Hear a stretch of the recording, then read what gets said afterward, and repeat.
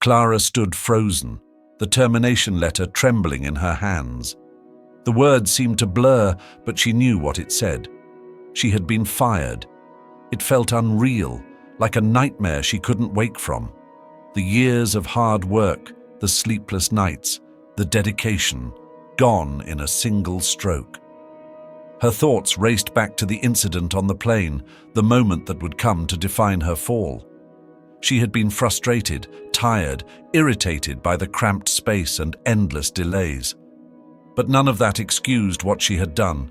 She had snapped. A man beside her, a stranger, had brushed against her. His touch had set her off, her anger bubbling over. Without thinking, she had lashed out. "You think just because you're the son of the airline's owner, you can do whatever you want." The words had flown from her lips before she could stop them. His face had registered shock, hurt even, but she hadn't cared. To her, he was just another rich, entitled kid. But now, months later, it all came crashing down. That moment, those cruel words, had come back to haunt her. The letter in her hands felt heavier than it should have. It wasn't just the job she'd lost. It was everything. She had let her prejudices, her hatred, her assumptions define her actions, and now it was all falling apart. The reality of what she had done, the people she had hurt, was unbearable. "You don't know how far your actions go," a voice echoed in her mind. It was him, the man from the plane. His words had stuck with her. She had thought she could dismiss him, brush him aside like everyone else she judged. But now, those words were all that mattered. And as the truth hit her, Clara knew her downfall had started long before the termination letter. It started with her hate, her judgment. It wasn't just about losing a job, it was about losing herself. What have I become? Her own reflection seemed unrecognizable. Her phone buzzed again, another message from the man. "You should have thought before you spoke. It's not just your job you're losing, it's everything." His words pierced through her, a stark reminder of how far she had fallen. She had underestimated him. She had thought she could dismiss his existence, dismiss his worth. But in the end, he had seen through her. He had exposed her own flaws, and now it was too late to turn back. What had started as a simple judgment had unraveled into something far more destructive. Clara had become the very thing she despised, a person defined by hate, by prejudice. And now she had nothing left. Could she redeem herself? Was there any way out of the mess she had created? Or was this the end of everything? Have you ever said something you regret, or made a decision that cost you everything? Clara's story is a painful reminder of how our own biases can lead us down a path of no return. What would you do if you were given a second chance? Can people truly change, or are they doomed to repeat their mistakes? We'd love to hear your thoughts in the comments. Do you believe Clara can redeem herself? And if you're tuning in, where are you listening from? It's always fascinating to know where our stories reach. Make sure to subscribe so you won't miss out on powerful stories like this one. Now let's jump right into today's story. It was a typical sunny morning at the bustling Savannah Regional Airport, where the hum of departing planes and the murmur of travelers filled the air. Among the steady stream of passengers was Andre Sullivan, a tall, well-dressed black man in his early 30s. Andre carried himself with a quiet confidence, his sharp suit and polished demeanor hinting at a man of importance. Yet, he walked alone, blending into the crowd like any other passenger. For Andre, this flight was supposed to be uneventful. As the eldest son of Samuel Sullivan, the founder of Southern Skies Airlines, Andre was traveling incognito to observe the operations of one of the airline's regional hubs. What he didn't anticipate was that today would be the day his life, and the lives of many others, would irrevocably change. Andre approached the boarding gate, his boarding pass and ID in hand. The line moved at a snail's pace as passengers fumbled with their bags, but Andre waited patiently. As he reached the counter, he smiled politely and handed over his documents to Clara Monroe, the gate attendant.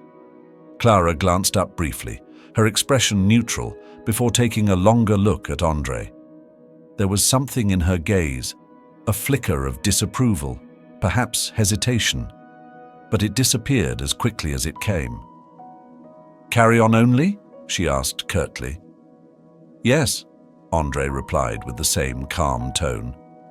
Without another word, Clara handed back his boarding pass and motioned him forward, her attention already shifting to the next passenger. Andre noted the interaction but brushed it off, attributing her brusqueness to the stress of dealing with hundreds of travelers daily. However, things took a turn as Andre boarded the small regional aircraft. "Excuse me, sir," Clara's voice called out behind him. Andre turned to find her standing just inside the cabin, her sharp heels clicking against the narrow aisle floor. "Is there a problem?" he asked, his brow furrowing slightly. "There seems to be an issue with your seat assignment," Clara replied, her tone clipped. "I need to see your boarding pass again." Andre handed it over, confusion flickering in his eyes. She studied it for a moment, then pursed her lips. "It seems there's been a mistake. This seat is reserved for a premium passenger. I'll need you to move to the back of the plane." Andre's jaw tightened. "I believe my ticket confirms my seat in business class. Could you check again, please?" Clara's voice grew colder. "I'm sorry, sir, but I've already checked. Please move to the back, or I'll have to ask security to escort you off the flight." Several passengers nearby shifted uncomfortably in their seats, their eyes darting between Clara and Andre. The tension in the air was palpable. Andre straightened his posture, his voice calm but firm. "I don't think this is a misunderstanding about my seat. Perhaps it's something else." Clara's expression hardened, and for a moment it seemed like she was about to escalate the situation. Before she could respond, the flight attendant, Tiffany Collins, approached. "Is everything all right here?" Tiffany asked, her gaze flicking between the two. "This gentleman insists on sitting in a premium seat that isn't his," Clara replied, her words sharp. Tiffany glanced at the boarding pass still in Clara's hand.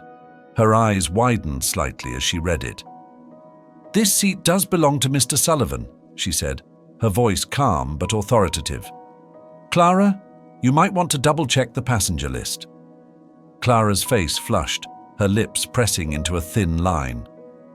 "I'll handle it," she muttered, shoving the boarding pass back into Andre's hand and turning on her heel. Andre exhaled slowly, his temper kept firmly in check. "Thank you," he said quietly to Tiffany, who nodded and gave him a reassuring smile. Settling into his seat, Andre couldn't shake the discomfort of the interaction. He wasn't a stranger to prejudice. He'd faced it in countless subtle and overt ways throughout his life. But there was something about this incident that felt particularly bitter. Tiffany, sensing his unease, approached with a glass of water. "I'm sorry about earlier," she said softly. Andre studied her for a moment, then nodded. "Thank you, but it's not your fault." Tiffany hesitated, then added, "For what it's worth, not everyone here thinks that way." Her words were sincere, and for a moment, Andre felt a glimmer of hope. "I appreciate that," he said, offering a small smile. Meanwhile, Clara stood at the gate, her hands trembling slightly as she processed the fallout of her actions. Deep down, she knew what had motivated her behavior. It wasn't a simple mistake, and she couldn't deny it. She had assumed, wrongly and unfairly, that Andre didn't belong in business class. Clara glanced at her phone, where a text from her mother awaited. "Don't forget to pick up Dad's medication after work. We're counting on you, honey." Her chest tightened. She thought of her father's failing health, her mother's sacrifices, and the constant pressure to keep her job. Yet, even as she justified her actions, guilt gnawed at her. Unbeknownst to Clara, her behavior hadn't gone unnoticed. In the first-class cabin, a man in his mid-60s observed everything with a keen eye. Samuel Sullivan, founder of Southern Skies Airlines, had chosen to fly under the radar on this trip, sitting discreetly among the passengers.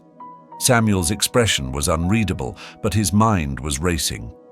The incident wasn't just a case of poor customer service, it was a reflection of something deeper, something systemic that he had long feared lingered within his company.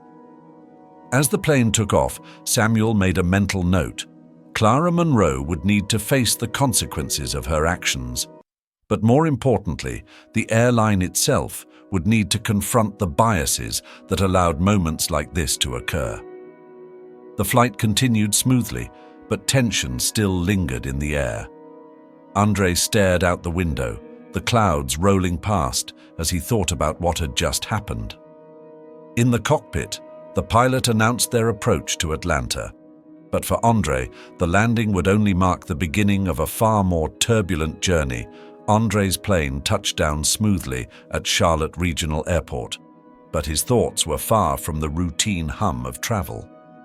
The encounter with Clara lingered in his mind, not because of her sharp tone or the misplaced accusation, but because it was far too familiar.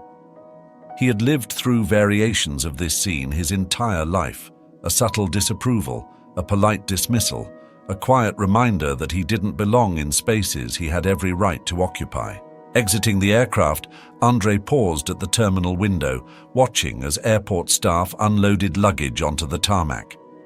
It was a scene of quiet efficiency, almost soothing in its order. But his moment of reflection was interrupted by the sound of his phone vibrating in his pocket. "Hey, Mom," he answered, his voice softening instinctively. "How was the flight?" asked his mother, Diana Sullivan, her voice warm but tinged with concern. "Uneventful," Andre lied. "Just another day of business travel." "Don't work too hard, baby. Your father's been talking about this transition non-stop. He's proud of you, you know that?" Andre felt a pang in his chest. His father, Samuel Sullivan, was not a man who handed out praise lightly. If he was proud, he rarely said it directly. "Thanks, Mom. I'll check in later, okay? Don't forget to eat. Love you." "Love you too." Andre pocketed his phone, straightened his tie, and made his way to the exit, where a car was waiting to take him to his next destination, a private meeting with the airline's regional management team. The conference room at the Southern Skies regional headquarters was sleek and modern, with floor-to-ceiling windows overlooking the airport. Seated at the table were a mix of familiar faces and new ones, all regional leaders who played pivotal roles in the company's operations. Andre entered the room, greeted with polite nods and murmured welcomes. "Good afternoon, everyone," Andre began, his tone professional yet approachable. "Let's dive right in." The meeting proceeded smoothly at first, with updates on passenger numbers, new routes, and operational challenges. But as the discussion turned to employee conduct and customer complaints, Andre's thoughts drifted back to Clara. "Mr. Sullivan?" one of the managers prompted, pulling him back to the present. "Apologies," Andre said, regaining focus. "Could you repeat that last point?" "We've seen an uptick in customer service complaints," the manager said. "Mostly minor issues. But there's one we're actively investigating. A gate agent at Savannah was reported for inappropriate behavior during a boarding process this morning." Andre's stomach tightened. "What kind of behavior?" "Discrimination," the manager replied carefully, choosing his words. "We're reviewing footage and speaking with the parties involved, but it seems a passenger felt they were unfairly treated." Andre masked his reaction, keeping his expression neutral. "Keep me updated on the investigation," he said evenly. The meeting concluded an hour later, and Andre lingered in the room as the others filed out. Tiffany Collins, the flight attendant who had intervened earlier, was the last to leave. She paused by the door. "Mr. Sullivan," she said hesitantly. "Yes?" "I just wanted to say thank you for staying calm earlier. It could have escalated, but you handled it with grace." Andre offered a faint smile. Thank you for stepping in when you did. It meant a lot. Tiffany nodded, her expression thoughtful. Clara's not a bad person. She's just going through some things. But that doesn't excuse what happened. Andre tilted his head. What kind of things? Tiffany hesitated, then said, She's been under a lot of pressure. Family issues. But it's not my place to say more. Just, I think she's better than what you saw today. Andre nodded, appreciating Tiffany's candor. I'll keep that in mind. As she left, Andre stared out the window, lost in thought. He knew better than most that people were more than the worst moments of their lives. Still, it didn't absolve Clara of her actions. Later that evening, Andre returned to his hotel room, the weight of the day pressing down on him. He loosened his tie and sat by the window, watching the city lights twinkle in the distance. His phone buzzed with a message from his father. Samuel Sullivan. How was the meeting? Call me when you have time. Andre stared at the screen, debating whether to reply. His relationship with his father was complicated, built on a foundation of high expectations and few reassurances. Taking a deep breath, he typed back, It went well. Let's talk tomorrow. As he set his phone down, Andre's thoughts drifted to Clara. Despite her actions, he couldn't shake the feeling that there was more to her story. Tiffany's words echoed in his mind. She's better than what you saw today. For Andre, it was a reminder that people were messy, complicated, and full of contradictions. And sometimes, understanding those contradictions was the first step toward change. That night, as Andre fell asleep, he couldn't have known how intertwined his life and Clara's would soon become. The events of the day were only the beginning of a journey that would test both of them in ways they never imagined. Clara sat at the small kitchen table in her dimly lit apartment, her head buried in her hands. The eviction notice sat in front of her like a ticking bomb, its harsh words burning a hole through her composure. Rent past due, pay or vacate. The clock was merciless, and she was running out of time. Her mother's frail voice broke through her thoughts. Clara, sweetheart, did you pick up my medication today? Clara turned toward the bedroom door, where her mother, Margaret, stood in a faded bathrobe. Margaret Sullivan had once been a vibrant, unstoppable woman, but years of battling heart disease had drained the life from her. Now, even standing for too long left her winded. I'll get it tomorrow, Mum, Clara lied, forcing a smile. She didn't have the money today, and Margaret's worsening condition only deepened the ache in her chest. Her mother frowned but didn't press the issue. You're working too hard, honey. Maybe you should take a break. Clara's laugh was hollow. A break? That's the last thing I need right now. Margaret shuffled back to her room, leaving Clara alone with her thoughts. The apartment was eerily quiet, save for the faint hum of the refrigerator. Clara felt trapped, not just by the four walls of her crumbling home, but by the weight of her mistakes. She had prided herself on her professionalism at work, but the confrontation with Andre had shattered that illusion. Clara knew she had overstepped, but the stress had been mounting for months. Double shifts, sleepless nights, and the crushing realization that she was barely keeping her head above water had pushed her to the edge. Her phone buzzed, jolting her out of her thoughts. The number was unfamiliar, but Clara answered anyway. Ms. Sullivan? A clipped professional voice asked. Yes, this is Clara, she replied cautiously. This is Ethan Rivera, Regional HR for Southern Skies Airlines. We'd like to schedule a meeting to discuss the incident at Gate C7 yesterday. Clara's stomach dropped. Of course, she said, trying to keep her voice steady. When would you like me to come in? Tomorrow at 9 a.m., Ethan said. Please bring any documentation or statements you believe are relevant. We'll be conducting a formal review. Clara hung up and stared at her phone, her heart racing. This was it.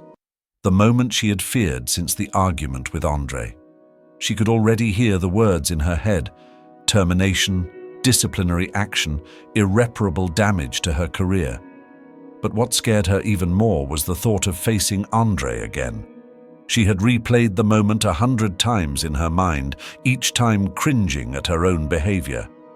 He had been calm, even polite, despite her hostility. And then there was Tiffany, who had stepped in with quiet authority, making Clara feel smaller than ever. Clara pushed the phone away and buried her face in her hands. She had spent years building her career, climbing the ladder rung by rung, only to see it all unravel in a single moment.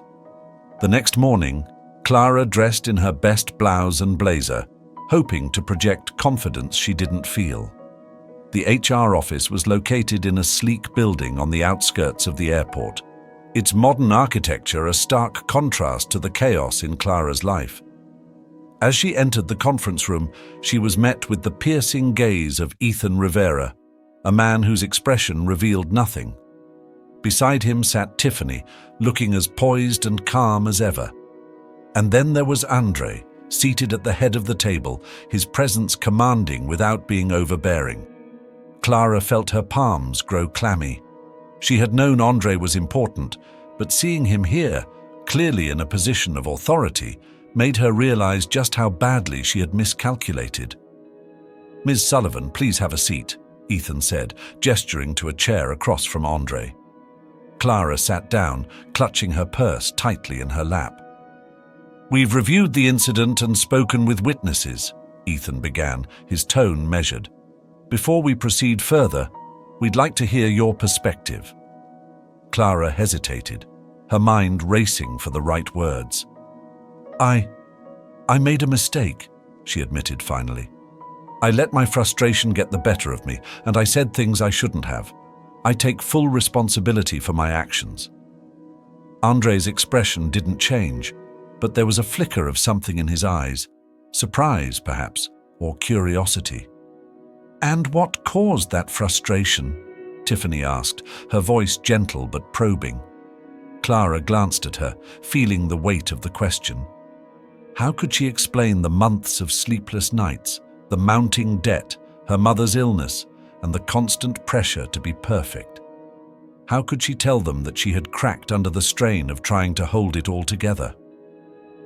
"I've been under a lot of stress," Clara said finally, "but that's not an excuse. I know I should have handled the situation differently." The room was silent for a moment, the tension palpable. "Thank you for your honesty, Ms. Sullivan," Andre said, his voice calm but firm. "We all have moments where we fall short. What matters is how we choose to move forward." Clara nodded, though she wasn't sure what moving forward would look like. Ethan cleared his throat. "We'll be reviewing the matter further and will notify you of our decision by the end of the week." Clara stood to leave, her legs shaky beneath her. As she reached the door, Andre's voice stopped her. "Ms. Sullivan," he said. Q. "And what if she can't?" Tiffany asked. Andre's gaze hardened slightly. "Then she doesn't belong here." Tiffany sighed, gathering her things. "You're tough, you know that?" Andre shrugged. "I've seen what happens when people don't take accountability. It's not just about one person, it's about the whole team. We can't afford weak links." As Tiffany left the room, Andre stayed behind, staring out the window at the planes taxiing on the runway. His mind drifted back to the confrontation with Clara. He had seen a spark in her, something raw and unpolished but undeniably human. Whether that spark would ignite or burn out was up to her. That night, Clara sat at the kitchen table, scribbling on a notepad. She listed out every expense, every debt, every possible solution to her mounting problems. But no matter how many times she did the math, the numbers didn't add up. Her mother shuffled into the kitchen, her frail frame leaning on the doorframe. "You're not eating, Clara," she said softly. Clara looked up, forcing a smile. "I'm fine, Mum. Just trying to figure a few things out." Margaret's eyes were full of quiet worry. "You've always been the strong one," she said. But even the strongest people need help sometimes. Don't forget that. Clara swallowed the lump in her throat and nodded. I'll be okay, Mom. I promise. As her mother returned to bed, Clara stared at the notepad in front of her. For the first time in a long while, she allowed herself to hope. Not because the path ahead was clear, but because she knew she had no choice but to keep moving forward. The warm orange glow of the sunset bathed Clara's small apartment as she sat by the window, staring blankly at the untouched dinner plate in front of her. The silence in the room was deafening, broken only by the occasional hum of cars passing outside. Clara felt as if the walls were closing in, every breath heavier than the last. It had been 2 days since her meeting with HR, and the uncertainty about her job gnawed at her like an insidious shadow. On the table beside her, her phone buzzed. For a moment she considered ignoring it. She didn't have the emotional strength to face anyone, least of all her mother, who had called 3 times earlier. But when the buzzing persisted, she finally reached for the phone, hoping for a distraction. "Hey, Clara, it's me, Sarah." Clara blinked in surprise. Sarah was an old friend from her early days in the airline industry, back when everything felt new and exciting. They hadn't spoken in months, maybe even a year. "Sarah," Clara said, trying to muster some enthusiasm. "It's been a while. What's up?" "I was just thinking about you today," Sarah said, her voice warm and familiar. "I heard you've been having a rough time at work. Are you okay?" Clara sighed, resting her head against the window. "It's complicated. Isn't it always?" Sarah chuckled softly, but her tone shifted to one of genuine concern. "Look, I know we haven't talked much lately, but I've been there too, you know? Feeling like the walls are caving in, wondering if you're cut out for this job." Clara closed her eyes, the weight of Sarah's words hitting her. She hadn't realized how much she needed to hear that someone understood. "I made a mistake, Sarah," she admitted. "A big one. And now I don't know if I'll get a second chance." There was a pause on the other end, and when Sarah spoke again, her voice was steady but firm. "The Clara I know doesn't give up that easily. You've always been the type to fight for what matters to you. So, if you care about this job, fight for it. And if it doesn't work out, then maybe it's time to figure out what really matters." The words lingered in Clara's mind long after the call ended. As she sat in the quiet apartment, memories began to flood back. Snapshots of her early days as a flight attendant, the joy of seeing new places, the thrill of connecting with passengers, and the camaraderie with her crew. It hadn't always been easy, but she had loved it once. But those memories were quickly overshadowed by darker ones. The night her father died of a sudden heart attack, the crushing responsibility of supporting her mother and sister, the sleepless nights spent worrying about money. Somewhere along the way, the passion she once had for her job had been replaced by exhaustion and resentment. Clara stood and walked to the small desk by the window, pulling out an old photo album. Flipping through the pages, she stopped at a picture of herself in her crisp flight attendant uniform, standing proudly next to her father at the airport. He had been so proud of her that day, telling everyone who would listen about his daughter's new career. She traced her finger over his face in the photo, tears welling in her eyes. "I'm sorry, Dad," she whispered. "I didn't mean to let you down." The next morning, Clara woke with a newfound resolve. She couldn't change the past, but maybe she could still salvage the future. As she prepared to leave for the day, her mother called again. This time, Clara answered.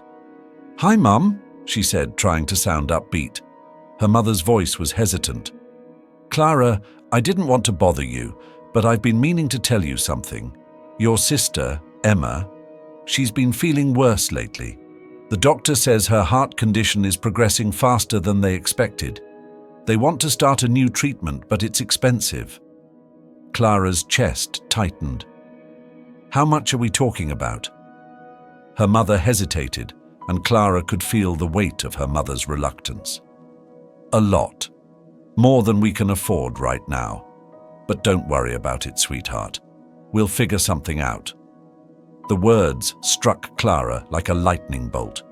She had been so consumed by her own struggles that she hadn't realized how much her family needed her.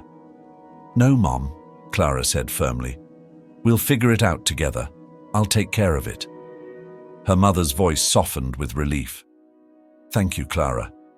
I don't know what we'd do without you." As Clara hung up, she knew what she had to do. She couldn't afford to lose her job, not just for herself, but for her family. It wasn't just about paying bills anymore, it was about being there for the people who depended on her. Later that day, Clara received an email from HR requesting a follow-up meeting. The message was brief and gave no indication of what the meeting would entail, but it was clear that this was her chance to make her case. When she arrived at the office, she found Andre waiting for her in the hallway. "Ms. Sullivan," he said with a nod. "Before we go in, I just wanted to say one thing." Clara braced herself, expecting another stern reminder of her failures. "You strike me as someone who's carrying a lot more than just the weight of this job," Andre said. "But that's not an excuse to give up or let yourself spiral. If you want to fix this, you have to show them, and yourself, that you're willing to fight for it." Clara nodded, his words echoing Sarah's from the night before. As they walked into the meeting room, she took a deep breath. This was her moment. She didn't know what the outcome would be, but she knew one thing for sure. She wasn't going down without a fight. Clara stood in front of her bathroom mirror, staring at her reflection. The faint circles under her eyes told the story of sleepless nights and endless worry.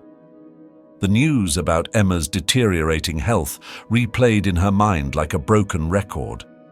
No matter how hard she tried to push it aside, the weight of responsibility hung over her like a storm cloud. She had spent the entire morning scrolling through her bank account and writing down numbers in her worn notebook. No matter how she shuffled the figures, the answer was always the same. She didn't have enough. Not for Emma's treatment. Not for the rent. Not even to cover basic groceries. "Mom?" she whispered to herself, gripping the edge of the sink. Her mind went back to their last phone call. Her mother's voice had trembled, not with sadness, but with the quiet kind of desperation that made Clara feel as if she were failing her family all over again. The sound of her phone vibrating on the countertop snapped her out of her thoughts. She grabbed it quickly, half expecting another call from the hospital. Instead, it was a text message from an unknown number. "Clara, this is Stephen. I heard about your suspension. I think I can help. Let's talk." Her heart sank. Stephen Miller was the assistant manager at her airline, a man known for his impeccable work ethic, but also his cold demeanor. Clara didn't trust him, but at this point, she had little choice. She texted back, agreeing to meet at a small coffee shop downtown later that afternoon. The coffee shop buzzed with the chatter of patrons and the hum of the espresso machine. Clara spotted Stephen in a corner booth, typing on his laptop. He looked up as she approached, gesturing for her to sit. "I wasn't sure you'd come," he said, closing the laptop and folding his hands on the table. Clara forced a small smile. "You said you could help. What's this about?" Stephen leaned back, his eyes scanning her face as if trying to read her. "I know what happened with the passenger on your last flight, and I know why it happened." Clara stiffened. "If this is about lecturing me—" "It's not," Stephen interrupted, his tone softer than she expected. "I'm here because I think you deserve another chance, but you need to fight for it." Her breath caught. "What do you mean?" "Look, management is considering letting you go permanently. The board sees this as an opportunity to set an example. But there's a way to turn this around. You need to show them you're willing to own up to your mistakes and prove you can change." I've seen employees in worse situations than you manage to come back stronger. It's not impossible. Clara swallowed hard. And how do you suggest I do that? Stephen pulled out a manila folder and slid it across the table. This is everything you need to know about the upcoming employee review meeting. It's a chance for you to present your case, but you'll need to come prepared. Be honest about what went wrong and how you plan to fix it. They'll respect that. Clara hesitated, her hands hovering over the folder. Why are you helping me? Stephen's gaze didn't waver. Because I see potential in you. And frankly, this airline needs people who care about more than just the paycheck. You remind me of myself when I first started. For the first time in weeks, Clara felt a glimmer of hope. She clutched the folder tightly, her mind racing with possibilities. That evening, back in her apartment, Clara spread the contents of the folder across her kitchen table. Stephen had included detailed notes about the review process, tips for crafting a compelling statement, and examples of others who had successfully fought for their jobs. But as she read through the materials, doubt began to creep in. Was she even capable of convincing the board to give her another chance? Her thoughts spiraled until she found herself picking up the phone and calling Sarah. Clara? Sarah's voice was warm and familiar, like a lifeline. I need your help, Clara said, her voice trembling. I don't know if I can do this. Of course you can, Sarah replied without hesitation. You're one of the strongest people I know. But tell me everything. Start from the beginning. For the next hour, Clara poured her heart out. Her fears, her regrets, the weight of Emma's condition, and the pressure to support her family. Sarah listened intently, occasionally offering words of encouragement or asking questions to help Clara clarify her thoughts. By the end of the call, Clara felt a newfound sense of determination. Sarah's unwavering belief in her had rekindled a spark she thought she had lost. The next morning, Clara woke up earlier than usual, feeling a surge of energy. She spent the day drafting her statement for the review meeting, pouring her soul into every word. She wrote about her passion for her job, her commitment to providing for her family, and the lessons she had learned from her mistakes. She also revisited the training manuals and company policies she had once dismissed as tedious, taking detailed notes and jotting down ideas for improving her performance. By the time evening rolled around, Clara felt more prepared than she had in months. She glanced at the photo of her father on the shelf, her heart swelling with a mix of sorrow and determination. I'll make you proud, she whispered. The meeting room was cold, the kind of cold that sinks into your bones and refuses to leave. Clara walked in, her heels clicking sharply against the polished floor, her heart pounding in her chest. She could feel every pair of eyes on her, their gazes a mix of curiosity and skepticism. The long table in front of her was occupied by a panel of executives, each one seated with a neutral expression, as if they had already made up their minds about her fate. She took a deep breath and stood at the head of the table, clutching the folder Stephen had given her. It felt heavier now, the weight of her future pressing down on her shoulders with each passing second. She had been given this opportunity, but it was clear that it wasn't going to be easy. This wasn't a place for second chances. It was a place for judgment. Ms. Evans, one of the executives said, a man with greying hair and a stern look. We've reviewed your case thoroughly. You've been accused of misconduct, and your actions have put the company's reputation at risk. What do you have to say for yourself? Clara's mouth went dry. She had rehearsed this moment 1,000 times in her mind, but now that it was here, the words seemed to slip away. She cleared her throat, her voice coming out weaker than she had hoped. I know I made a mistake, she began, her hands trembling slightly as she opened the folder. And I know it's not just about what happened on that flight. It's about the trust I broke, the professionalism I failed to maintain. The room was silent. She could feel their eyes boring into her, waiting for more. Clara swallowed, forcing herself to look each one of them in the eye. But I am not the same person I was that day. I've spent every moment since then trying to understand what went wrong, why I allowed myself to react the way I did. She paused, gathering her thoughts. The words that had been swirling in her mind all night finally found their way out, each one feeling more sincere than the last. I've made mistakes in my life before, but I've never stopped learning from them. I know I can be better. I can be the kind of employee you want on this team. There was a long pause. Clara could feel the weight of their silence, and for a moment she was afraid she might collapse under it. But then, to her surprise, one of the other executives, a woman with dark hair and a sharp gaze, leaned forward. "You've made a good start, Ms. Evans," she said, her tone measured but not unkind. "But words are easy. Actions are harder to come by." Clara nodded, her chest tightening. "I understand," she said quietly, "and I'm ready to prove it.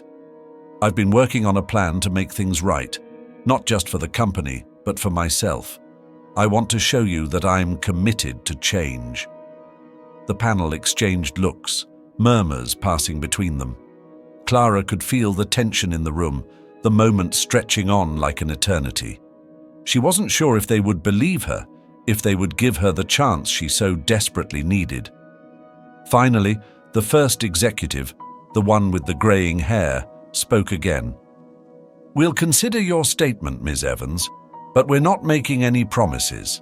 The next few weeks will determine whether or not you stay with the company." Clara's stomach sank. This wasn't the definitive answer she had hoped for. It wasn't a clean break, a clear resolution. It was more like standing on the edge of a cliff with nothing but uncertainty beneath her feet. "Thank you for your time," she said, her voice barely above a whisper. She turned to leave, but as she reached the door, the woman with dark hair spoke again. "Don't think we don't notice how hard you're trying, Clara," she said softly, her words more genuine than before. "But just know, you're not the only one who's been given a second chance."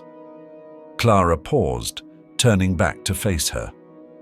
The woman's expression was unreadable, but there was something in her eyes that made Clara feel as though she were being seen for the first time. "I won't let you down," Clara said, her voice steady now, stronger than she felt. She left the room without another word, her heart still pounding, but with a small flicker of hope in her chest. The rest of the day passed in a blur. Clara didn't remember much of it. The meeting had drained her of every ounce of energy. She was physically and emotionally exhausted, but there was one thing she couldn't shake: the woman's words. "You're not the only one who's been given a second chance." What did that mean? Was there more to this than just the meeting? Clara couldn't help but feel like there was something she was missing, something just out of reach.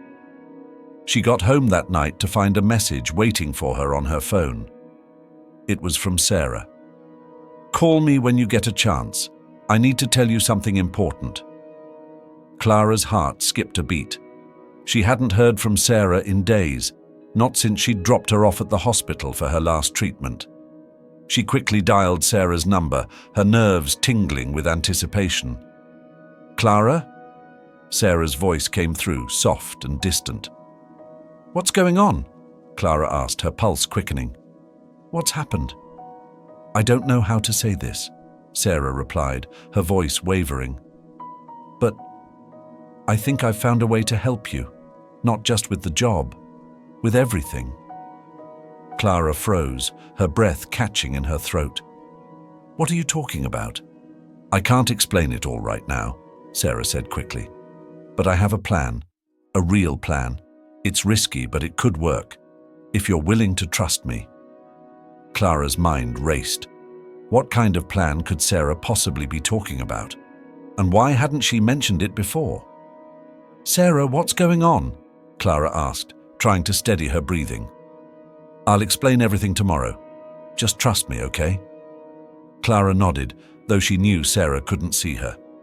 Okay, I trust you." She hung up the phone and sat there in the silence of her apartment, the weight of the conversation sinking in. Tomorrow, she would find out what Sarah had in mind, and maybe, just maybe, it would be the thing that changed everything. The evening air was cool, a stark contrast to the suffocating heat that had filled Clara's lungs earlier that day.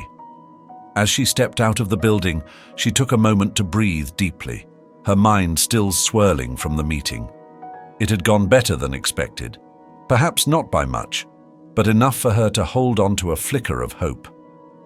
She knew she wasn't out of the woods yet, but she couldn't help but feel a glimmer of possibility. Walking down the street, Clara's thoughts drifted back to the conversation with the executives. She had been so afraid of being dismissed, of having everything she worked for fall apart, but their words had offered a fragile lifeline. It wasn't a resolution, not by any means, but it was a chance. That's all she needed, a chance.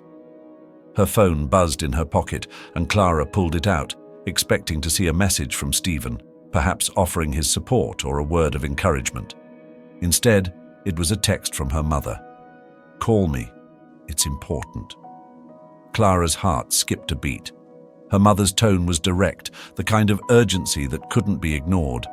Her mom had always been a pillar of strength, never one to burden her with unnecessary worry. So when she said it was important, Clara knew it was. She quickly dialed the number, holding the phone to her ear as she continued to walk, her pace quickening with each passing second. "Mom?" Clara's voice was tentative, the knot in her stomach tightening with each ring. There was a long pause before her mother picked up. "Clara." Her mother's voice sounded strained, a sharp edge to it. "You need to come home. Now." Clara stopped in her tracks, a chill creeping up her spine. "What's wrong?" Her mother sighed, a heavy sound that made Clara's blood run cold. "It's your father. He's in the hospital. It's serious." Clara's heart dropped into her stomach, the world around her suddenly feeling unreal. The weight of her mother's words pressed against her chest like an iron fist. She could hear the worry in her mother's voice, could feel the distance between them growing wider with every second. "I'll be there in 15 minutes, Clara said, her voice barely above a whisper. She didn't wait for a response before hanging up. She stood there for a moment, frozen in place, before the impulse to move kicked in. She started walking, faster now, her thoughts racing. Her mind went blank as she fought to control the panic rising within her. Her father had always been the strong one, the one who never showed weakness. To hear that he was in the hospital, that something serious had happened, it was more than Clara could process in the span of a few seconds. She hailed a cab and climbed inside, giving the driver her address without saying another word. As the car sped through the streets, Clara's thoughts turned inward. What had happened to her father? Why hadn't she heard anything sooner? And why hadn't her mother mentioned anything when they last spoke? She could feel the familiar sense of helplessness creeping in. There was so much she didn't know, so much that felt out of her control. But she couldn't let herself fall apart.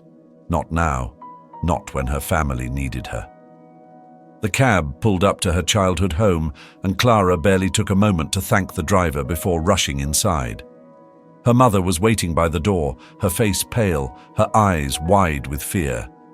Clara barely had time to process her mother's expression before she was rushing up the stairs and into the small guest room where her father lay. The room was dimly lit, the blinds drawn tightly against the light outside. Clara's eyes immediately found her father, lying motionless on the bed. His breathing was shallow, and there was an eerie stillness to the room that made her stomach churn. "Dad?" Clara whispered, her voice shaking as she approached the bed. She reached out to touch his hand, feeling the coldness of his skin, a sensation that sent a ripple of dread through her. Her mother stood in the doorway, her arms crossed tightly over her chest. "The doctors don't know what happened," she said softly, her voice thick with emotion. "They're still running tests. But..." But it doesn't look good. Clara nodded, swallowing the lump in her throat. She tried to push away the fear, but it was hard to ignore the feeling that everything was slipping through her fingers. Her father had always been invincible in her eyes, the man who could handle anything life threw at him. Seeing him like this, vulnerable and weak, shook her to the core. She sat by his side, her fingers still clutching his hand. Time seemed to stretch on, the minutes feeling like hours as she stared at his still form. She could feel her mind spinning, her thoughts a whirlwind of confusion and fear. "Mom, what exactly happened?" Clara asked, her voice barely audible. Her mother took a deep breath, stepping into the room. "We don't know.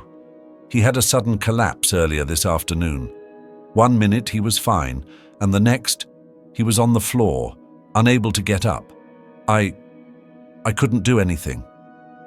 The tears in her mother's eyes made Clara's heart ache. She wanted to comfort her, to make everything better, but she didn't know how. "I'm sorry, Mom," Clara said quietly, squeezing her mother's hand. "I should have been here. I should have known." "No," her mother said sharply, shaking her head. "You've got your own life to live, Clara. This wasn't your fault." Clara nodded, though she couldn't shake the feeling of guilt that settled heavily in her chest. The truth was, she had been so wrapped up in her own world lately, in the turmoil of her career and personal life, that she had failed to notice the cracks forming in her family. She'd been running from her problems, and now they were here, forcing her to confront everything she had been avoiding. Her father stirred slightly, his eyes flickering open, and for a moment, Clara thought she might be imagining it. But then he blinked, his gaze meeting hers, and she felt a surge of relief wash over her. "Dad?" she whispered, her voice trembling. "Dad, can you hear me?" His lips moved slightly, as if trying to speak, but the words didn't come. Clara's heart raced, and she leaned closer, her breath shallow. "I'm here, Dad," she said softly. "I'm right here." His hand twitched slightly, and a weak, strained smile crossed his lips, as if he were trying to reassure her that everything would be okay. In that moment, Clara felt a renewed sense of purpose. She wasn't going to let her family fall apart. She wasn't going to let her father fight alone. And most importantly, she wasn't going to let herself fall victim to the fear and uncertainty that had consumed her for so long. Her father might not be able to speak, but she could still hear him. She could feel the weight of his silent words, the quiet plea for her to keep fighting. And that's exactly what she was going to do. Clara paced the hospital corridor, her thoughts spinning like the wheels of a car caught in a deep rut.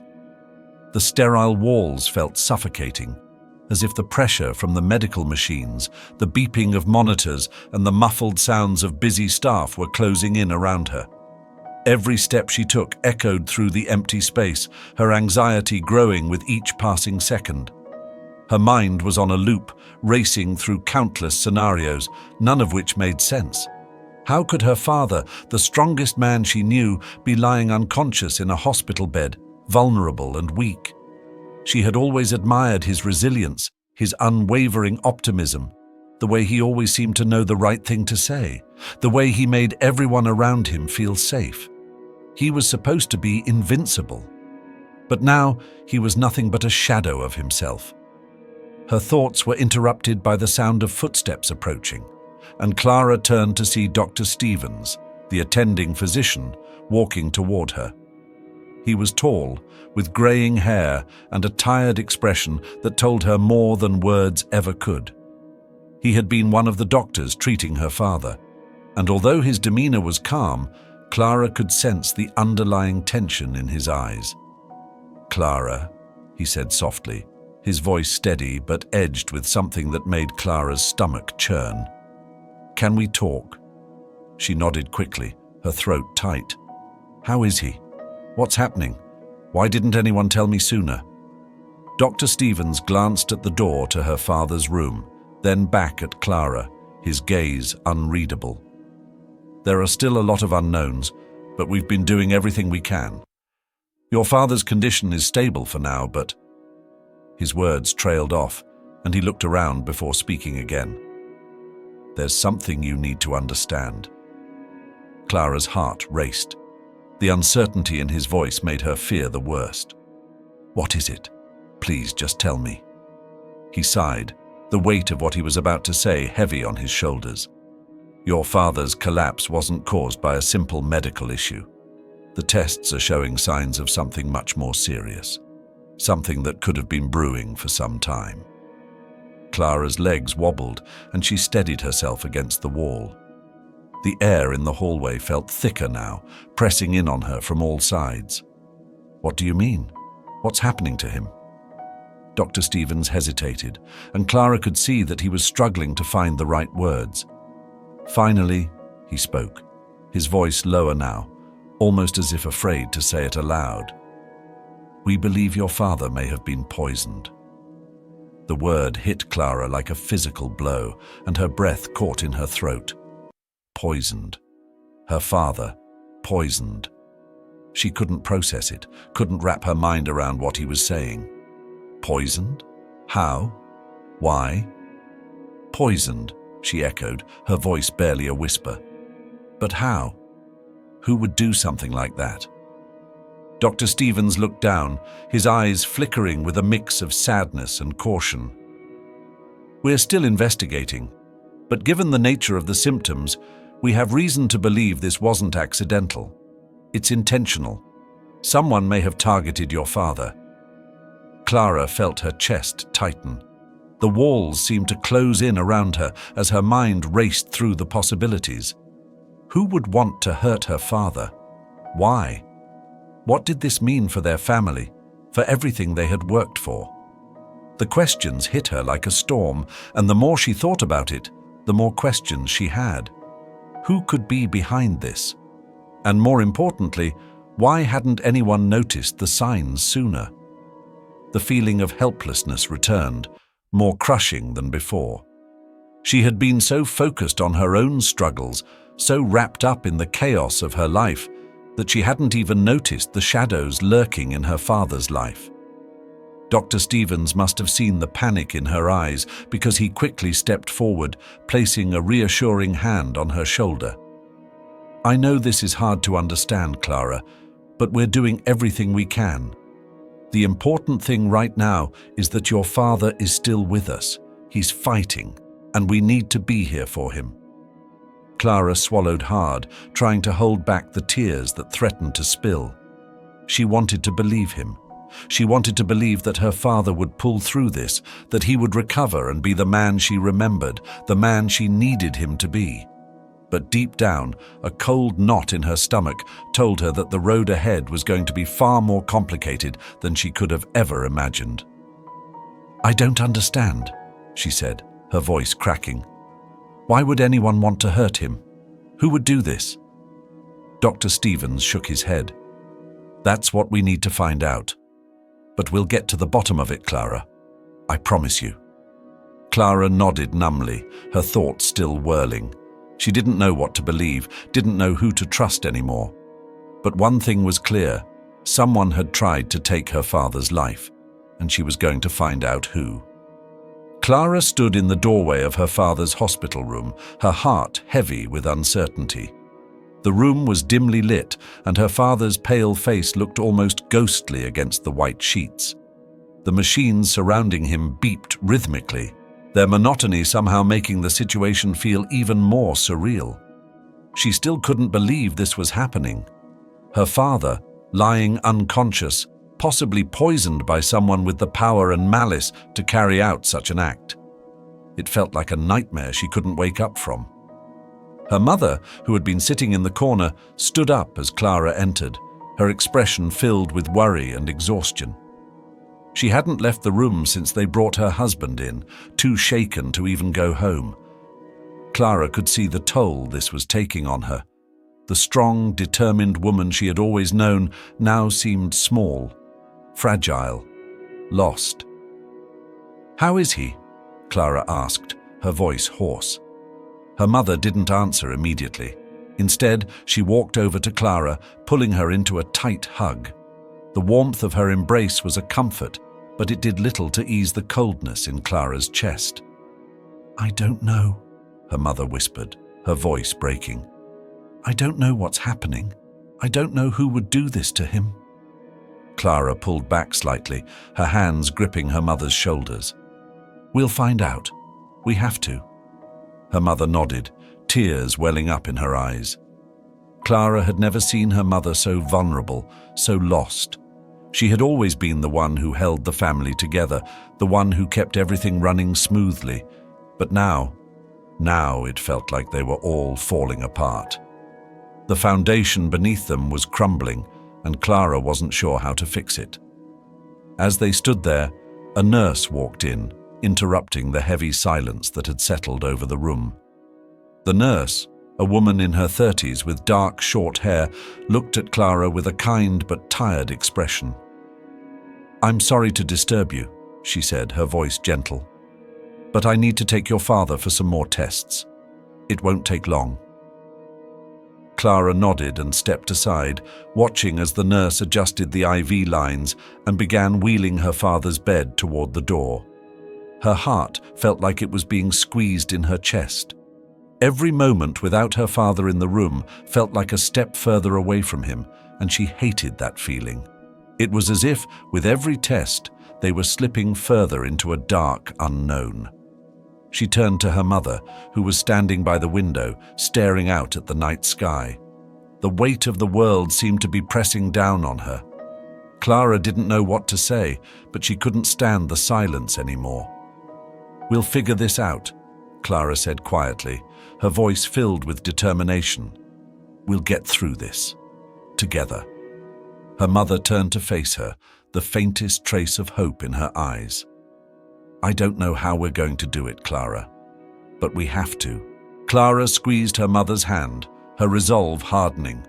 Someone had tried to take her father's life, and she would make sure they paid for it. The sterile fluorescent lights flickered overhead, casting a cold, unfeeling glow on the worn linoleum floors. Clara sat in the small, stark office of the Human Resources Department, the same place she'd sat countless times before. But today it felt different, heavier. The air was thick with tension, and the distant hum of the air conditioning did nothing to alleviate the weight pressing down on her chest. The final decision had been made. Clara was officially fired from her job, the same job that had been her lifeline for so many years. It was a cruel, unexpected blow. She had poured everything into this position, her time, her energy, her soul, and yet all of it was dismissed in an instant. The reason? A lapse in judgment, a moment of weakness that now seemed to define her entire career. She tried to steady her breathing, but the words of her supervisor echoed in her mind, a reminder of the impossible standards she had failed to meet. The meeting had been short, abrupt, and final. "We appreciate your contributions, Clara, but we need to let you go." That was it. No room for negotiation, no second chances, just a door slammed shut. But Clara couldn't focus on the dismissal right now. Her mind was elsewhere, overwhelmed by the whirlwind of emotions that had consumed her in the wake of the devastating news. Her thoughts drifted to her mother, whose health had been deteriorating rapidly, and to her daughter, who needed her more than ever. Clara was the sole breadwinner in her family, and now, without a job, everything was uncertain. The future felt like a vast, unforgiving expanse, and Clara wasn't sure how to navigate it. She could feel the walls of panic closing in on her, but she refused to let herself fall apart. Not now. Not when her family was depending on her. The weight of their expectations pressed down on her, and she clenched her fists, determined to find a way out. There was no time for self-pity. She had made mistakes, yes, but she wasn't going to let them define her. She had to keep moving forward, to find a way to rebuild, even if it meant starting from scratch. Her phone buzzed in her pocket, snapping her back to reality. It was a message from her daughter Maya, asking if she was coming home soon. Clara's heart ached as she read the words. Maya didn't know what had happened yet, and Clara wasn't ready to tell her. Not like this. Not when everything felt so uncertain. The sharp chime of her phone broke the silence once again. Another message, this time from her mother. "Clara, we need to talk," it read. Her stomach dropped. She knew her mother's health was getting worse, but she had hoped, no, prayed, that it was just another scare. Yet, deep down, she knew that something was changing. Her mother's health had always been fragile, and lately, every trip to the doctor seemed to reveal more troubling news. Clara glanced at the clock on the wall. She had an appointment with the doctor in an hour. She had to face it, the terrifying truth she'd been avoiding. It wasn't just her job that was at risk, it was her family's future. She didn't know how she was going to fix everything, but she knew she had to try. The door to the HR office opened, and Clara's supervisor stepped in. The woman looked at her, a mix of regret and professionalism on her face. "Clara," she said softly, "I know this isn't easy, but we're here to help you transition. There are resources available for you." Clara looked up, her eyes burning with unshed tears. She forced a smile, though it didn't quite reach her eyes. "I appreciate it," she said quietly, her voice trembling. "But right now, I need to focus on something else." She didn't explain what that something else was. It didn't matter. Her focus was elsewhere. As the supervisor handed her a packet of information, Clara took it, nodding absent-mindedly. She stood up, feeling the weight of her decision pressing on her chest. But she couldn't dwell on that now. She had to move forward. She had to keep going for Maya, for her mother, for herself. She walked out of the office, the door closing softly behind her. Each step felt heavier than the last, but Clara held her head high. It wasn't over. Not yet. And she was going to fight for her family, no matter what it took. Clara walked out of the office, her footsteps heavy, each one echoing in the sterile corridor. She had to remind herself that this was not the end, just a new beginning. It was the hardest thing she had ever done, but as she stepped out into the warm sunlight, the world felt a little bit lighter. There was still a long road ahead, and it would be difficult, but she wasn't alone. Not entirely. Her phone buzzed once again, and this time Clara didn't hesitate. She opened the message from her mother. "I know you're going through a tough time, Clara, but remember, you are stronger than you think. You've always been the rock of this family, and even when the storms come, you'll weather them. I'm proud of you no matter what." The tears she had been holding back finally fell, but they weren't tears of despair. They were tears of release. For the first time in weeks, Clara felt a flicker of hope, the kind that comes from knowing that no matter what happens, love and resilience could carry her through. Her mother was right. She was stronger than she realized. And so was Maya, who had always shown her more love than she could have ever imagined. As Clara walked towards her car, a new sense of determination took root in her. Yes, the road ahead would be full of challenges. Yes, things would get harder before they got better. But she wasn't giving up. The strength of her family, the love they shared, and the unwavering belief that kindness could change the world would always carry her forward. She looked up at the sky, the vastness of it both humbling and inspiring. "I've got this," she whispered to herself. And for the first time in a long while, Clara truly believed it. As she started the car and pulled out of the parking lot, her mind was already racing with ideas. She would find a way to make it work, to rebuild, to rise again. Because even in the darkest of times, she knew that the light would find a way in. If Clara's journey has touched you, if you've ever faced challenges that seemed insurmountable, know that you are not alone. We all go through tough times, but it's how we respond that truly defines us. Let's carry forward the message of hope, strength, and kindness, no matter the obstacles we face. If you've been inspired by Clara's story or have any thoughts you'd like to share, we would love to hear from you. Leave a comment below to let us know how you've found strength in difficult times, or share your own story. Let's lift each other up in the spirit of compassion and resilience. And if you haven't already, don't forget to subscribe to our channel for more stories that remind us of the beauty of humanity and the power of love and kindness. Together, we can continue to spread hope and make the world a better place. Thank you for being a part of this journey with us.